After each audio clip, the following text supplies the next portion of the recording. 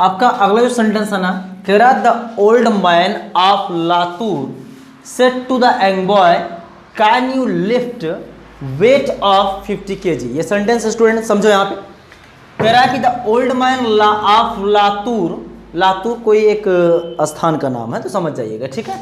The old man of Latur said to the young boy, यानी लातूर का एक जो है बूढ़ा व्यक्ति था, उसने एक लड़के से कहा, छोटे लड़के से कहा कि can you lift the wait of 50 kg, क्या तुम 50 किलो का भार उठा सकते हो। समझिएगा, सबसे पहली चेंजिंग आपकी स्टूडेंट किसमें होती है, रिपोर्टिंग वर्ब में। ज़्यादा स्पीड नहीं दे रहा हूँ, ध्यान समझ सकते हो आप। यहाँ पे the old man of Latur किया और सेड को आपको यहाँ पे रिपोर्टिंग वर्ब के माध्यम से आपको चेंज करना है। समझ जाइएगा स्टूडेंट, इसकी चेंजिंग जैसे पहले से बता दिया गया है कि याद रखिएगा रिपोर्टिंग वर्ब की जो चेंजिंग होती है और जो कॉमा और कॉमा हटा के कंजक्शन लगाने की प्रक्रिया होती है, ये हम या आप नहीं तय करते हैं, ये तय होता है रिपोर्टेड स्पीच या रिपोर्टेड पार्ट के सेंस के अकॉर्डिंग, उसके सेंटेंस क्लासिफिकेशन के अकॉर्डिंग। तो समझ जाइएगा स्टूडेंट, ये सेंटेंस जो है कहीं ना कहीं किसी न किसी ऑक्सिलरी से स्टार्ट हो रहा है। स्ट्रक्चर जो है सेंटेंस का इस तरीके से मिल रहा है, कैन यानी हेल्पिंग वर्ब मिल रहा है, उसके जस्ट बाद जो है आपको कोई ना कोई सब्जेक्ट मिल रहा है, उसके जस्ट बाद जरूरत पड़ी तो नॉट मिल सकता है फ्रेमिंग में, और उसके बाद आपकी नेक्स्ट फ्रेमिंग जो मिलती है वो वर्ब मिलता है। निश्चित रूप से आपको कौन सी फ्रेमिंग मिल रही है, फर्स्ट टाइप इंट्रोगेटिव का मिल रहा है। तो याद रखिएगा, चाहे फर्स्ट टाइप इंट्रोगेटिव होगा और चाहे सेकेंड टाइप इंट्रोगेटिव होगा, स्टूडेंट दोनों का परिवर्तन एक जैसे होता है। आप क्या कीजिएगा, सीधा लिखिएगा द ओल्ड मैन, समझते चलिएगा, the old man of Latur, और उसके बाद जो स्टूडेंट यहाँ पे सेड है, इसको हटा के स्टूडेंट किस में कीजिएगा, आस्क्ड में कीजिएगा। बहुत स्पष्ट में बोल रहा हूँ, आस्क्ड, समझ जाइएगा आस्क्ड। इसलिए इसको बताना, पिन पॉइंट करना जरूरी था, क्योंकि ये जिस फॉर्म में है उसी वर्ब फॉर्म में आप लिखिएगा। अगर आपने इसको गलती से आस्क का प्रयोग किया तो गलत हो जाएगा, ठीक है। याद रखिएगा the old man of Latur asked, और उसके बाद स्टूडेंट किसको आस्क किया, आप ऑब्जेक्ट को ऐसे लिखिएगा, यंग बॉय हो जाएगा।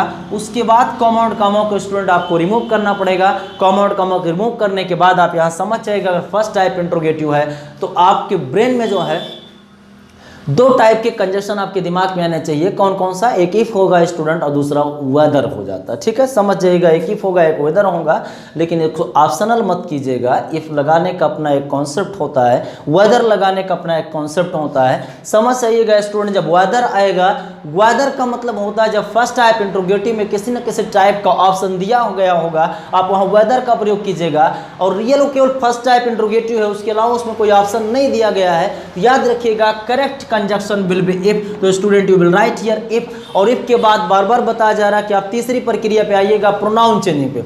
गलती से भी आप जो है कैन पे मत जाइएगा, नहीं तो टेंस चेंजिंग की प्रक्रिया आप जो है चौथे नंबर की जो प्रक्रिया उसको आप फॉलो कर लेंगे, ऐसे मत कीजिएगा। तीसरे नंबर की जो प्रक्रिया उसी को फॉलो कीजिएगा। Use the second person it will change according the object of the reporting verb. ये सेकंड पर्सन स्टूडेंट है, सेकंड पर्सन ऑब्जेक्ट के अकॉर्डिंग चेंज होगा। किसके अकॉर्डिंग चेंज होगा, ऑब्जेक्ट के अकॉर्डिंग चेंज होगा। और यहाँ पे द यंग बॉय है, प्रोनाउन का जेंडर बिल्कुल आसानी से क्लियर होगा कि आपको ही का ही प्रयोग करना। क्या सीधा कीजिएगा, ही का प्रयोग कीजिएगा। अब चौथी प्रक्रिया हम आते हैं। चौथी प्रक्रिया स्टूडेंट आपको कहती है टेंस चेंजिंग। और टेंस चेंजिंग स्टूडेंट क्या होता है कि आपका जितना प्रेजेंट होता है वो सबका सब पास्ट में करते हैं, केवल टाइम का परिवर्तन होता है, दशाओं का परिवर्तन नहीं होता, ठीक है। बात समझिएगा।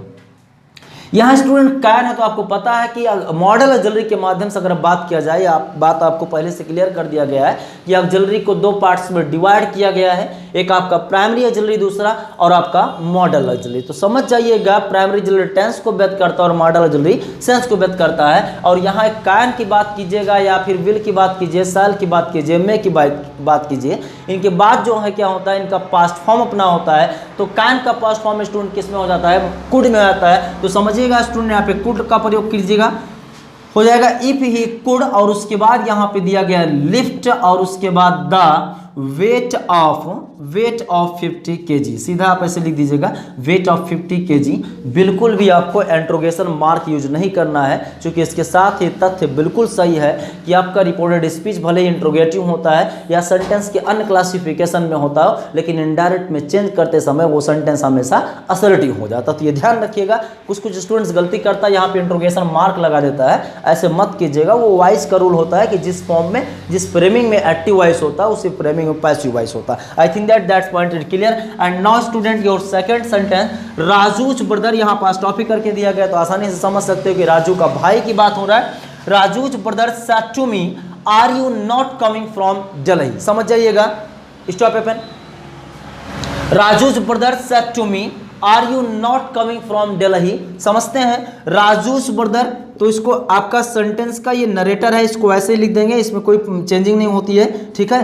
राजूज ब्रदर हो गया, सेट को आपको चेंज करना है, वही बात फिर से आपको दोहरानी पड़ेगी कि इसकी चेंजिंग जो होगी वो रिपोर्टेड स्पीच या रिपोर्टेड पार्ट जो आप कहिएगा उसके सेंस के ऊपर डिपेंड करता है, उसके टाइप के ऊपर डिपेंड करता है। यहाँ स्टार्टिंग में स्टूडेंट कोई ना कोई आपको ऑक्सिलरी मिल रहा है, प्लस सब्जेक्ट मिल रहा है, प्लस जरूरत पड़ी तो नॉट मिल रहा, ठीक है। यानी आसानी से कहा जा सकता है स्टूडेंट कि आपका क्या है ये फर्स्ट टाइप इंट्रोगेटिव। अगर ये स्टूडेंट फर्स्ट टाइप इंट्रोगेटिव तो याद रखिएगा आपको चाहे ऑब्जेक्ट आए या ना आए, असर्टिव की भी कंडीशन को थोड़ा ध्यान में रख के बात कीजिएगा, क्योंकि असर्टिव में एक कंडीशन दी जाती है कि ऑब्जेक्ट आएगा तभी चेंज करेंगे, ऑब्जेक्ट नहीं आएगा तब नहीं चेंज करेंगे, ठीक है। यहाँ ऐसा कोई कंडीशन नहीं होता है, आपका ऑब्जेक्ट दिया गया है या नहीं दिया गया आपको चेंज करना वहां पे अनिवार्य है, इस बात को आप समझते हुए चलिएगा। अब स्टूडेंट क्या हुआ, राजूज ब्रदर, उसके बाद स्टूडेंट यहाँ पे क्या करेंगे, आस्क्ड का प्रयोग कर देंगे, राजूज ब्रदर आस्क्ड, और उसके बाद स्टूडेंट क्या करेंगे, यहाँ पे मी का प्रयोग कर देंगे। उसके बाद आइएगा कंजक्शन पे, यानी comma, removing of comma and नोनेट कॉमा एंड यूजिंग कंजक्शन। तो कंजक्शन समझिएगा, फर्स्ट टाइप इंट्रोगेटिव है तो आपके पास दो कंजक्शन इफ या वेदर, लेकिन बिल्कुल कतई ये ऑप्शनल नहीं है, समझ जाइएगा। इफ लगाने का अपना कॉन्सेप्ट है, वेदर लगाने का अपना कॉन्सेप्ट है। कैसे प्रयोग कीजिएगा, are you not coming from Delhi, यहाँ किसी प्रकार के ऑप्शन की बात स्टूडेंट यहाँ पे नहीं हुई है, इसका मतलब क्या लगेगा, इफ का प्रयोग, इफ हो गया। उसके बाद जाइएगा सीधा प्रोनाउन चेंजिंग यू है, यू सेकंड पर्सन है, सेकंड पर्सन है स्टूडेंट ऑब्जेक्ट के अनुसार होगा। अगर ऑब्जेक्ट के अनुसार हो रहा है स्टूडेंट यहाँ पे आई का प्रयोग करेंगे। किसका प्रयोग करेंगे, आई का, क्योंकि शर्त है कि यू जिस केस में है ये आई, मतलब ये भी आई जो चेंज्ड प्रोनाउन है वो भी जो है उसी केस में आएगा, आई का प्रयोग किया। और उसके बाद आपको चौथी प्रक्रिया फॉलो करना है, टेंस चेंजिंग। मैंने पहले बताया कि टेंस चेंजिंग को आप सहायक क्रिया से डिसाइड मत किया करो, उससे मत तय किया करो, सहायक क्रिया और मुख्य क्रिया के कॉम्बिनेशन से चेक किया करो कि टेंस कौन सा है। स्टूडेंट यहाँ पे आर और यहाँ पे वर्ब में आईएनजी, ये दोनों कॉम्बिनेशन यानी सहायक क्रिया और मुख्य क्रिया का कॉम्बिनेशन इस बात को बिल्कुल क्लियर कर रहा है कि टेंस आपका जो है वो प्रेजेंट कंटिन्यूअस है। और टेंस चेंजिंग के अकॉर्डिंग स्टूडेंट्स को प्रेजेंट कंटिन्यूअस को किस में कर देंगे, पास्ट कंटिन्यूअस में कर देंगे। तो आई के अकॉर्डिंग क्या लगेगा स्टूडेंट, वॉच लगेगा, फिर आप सीधा नोट कीजिएगा, कमिंग सीधा रहने दीजिएगा। हाँ, वर्ड चेंजिंग में आपको एक गलतफहमी हो सकती है, कम का गो किया गया, उसकी एक अलग कंडीशन होती है, अगली सीरीज में हम लोग इसकी चर्चा करेंगे कि किस जगह पे कम का गो किया जाता है। तो आई वॉच नॉट कमिंग, और उसके बाद स्टूडेंट यहाँ पे फ्रॉम दिल्ली का प्रयोग कर देंगे। सेंटेंस एक बार चेक कर लीजिएगा, बिल्कुल इंट्रोगेशन मार्क यहाँ पे मत यूज कीजिएगा, समझ जाइएगा। एक बार फिर से इसका क्विक रिव्यू ले लीजिएगा। राजूज ब्रदर यहाँ पे किया गया, कोई दिक्कत नहीं। उसके बाद आपने यहाँ पे परिवर्तन, आपने रिपोर्टेड पार्ट का जो टाइप था, टाइप आपका फर्स्ट टाइप इंट्रोगेटिव था, उसके अकॉर्डिंग आपने यहाँ पे आस्क किया। नरेटर का जो ऑब्जेक्ट था वो आपने वैसे लिख दिया, बिल्कुल करेक्ट है। यहाँ पे कॉमा और कॉमा हटा आपने इफ का प्रयोग किया, इफ के बाद आपकी प्रोनाउन चेंजिंग प्रक्रिया, प्रोनाउन चेंजिंग फॉलो किया। उसके बाद जो है प्रक्रिया आती थी टेंस चेंजिंग का, टेंस चेंजिंग फॉलो किया। और उसके बाद सीधा आगे का कोई पोर्शन सेंटेंस में ऐसा नहीं था जिसमें वर्ड चेंजिंग संबंधित कोई ऐसी बात हुई, इसलिए यहाँ पे वर्ड चेंजिंग संबंधित नहीं था, नहीं चेंज किया। आज आंसर आपका सामने सेंटेंस है जो इनडायरेक्ट फॉर्म में है, Raju's brother asked me if I was not coming from Delhi. Cut करो उसको। देखिए सेंटेंस आपका है, my elder brother says when do you go to school. ये थोड़ा सा अलग टाइप में, जितनी भी वर्कशीट आपने अभी तक जितना किया है वो थोड़ा सा अलग टाइप में है, समझ जाइएगा। माई एल्डर, कोई प्रॉब्लम नहीं यहाँ तक, माई एल्डर ब्रदर। और उसके बाद देखिएगा यहाँ पे सेज दिया गया है, तो आपको उसी वर्ब फॉर्म में करना है जिस वर्ब फॉर्म में ये है। इसमें यस या यस ऐड किया गया है तो आपको आस्क में भी ऐड करना होगा, यानी सीधा आप क्या कीजिएगा, आस्क में प्रयोग कर दीजिएगा, ठीक है, आस्क में प्रयोग कर दीजिएगा। हो गया माई एल्डर ब्रदर आस्क। इसके बाद स्टूडेंट ये सेकेंड टाइप इंट्रोगेटिव है, मैंने कहा कि सेकेंड टाइप इंट्रोगेटिव होगा तो कंजक्शन आपको कहीं खोजना नहीं है, कंजक्शन वही आप इस्तेमाल कर लीजिएगा जो कंजक्शन यहाँ पे दिया गया है, सॉरी जो इंट्रोगेटिव वर्ड दिया है उसी कंजक्शन बना लीजिएगा। यहाँ पे स्टूडेंट व्हेन हो जाएगा, कंजक्शन का काम यहाँ पे हो गया। और उसके बाद समझिएगा यहाँ आ रहा प्रोनाउन, और समझ जाइएगा प्रोनाउन चेंजिंग जो है ये सेकंड पर्सन है और सेकंड पर्सन ऑब्जेक्ट के अनुसार चेंज होगा स्टूडेंट, और यहाँ ऑब्जेक्ट पे आए और ऑब्जेक्ट यहाँ पे दिया नहीं गया। अब समझ जाएगा अगर ऑब्जेक्ट यहाँ पे नहीं दिया गया है तो ये व्यक्ति जो माय एल्डर ब्रदर है ये कहीं ना कहीं किसी न किसी से कहा होगा, और वो व्यक्ति या तो हिम या तो हर से कवर हो सकता है। तो आप हिम मान सकते हैं या हर मान सकते हैं। चलिए हर ही मान लेते हैं, हर जगह हिम मानते हैं, है ना, थोड़ा लेडीज प्राथमिकता यहाँ दे दीजिए, ठीक है। तो यू पे क्या कीजिएगा, यहाँ सीधा सी कर दीजिएगा। हम यहाँ पे क्या मान रहे हैं कि प्रोनाउन यहाँ पे क्या है, हर है, ठीक है। तो सी हो गया।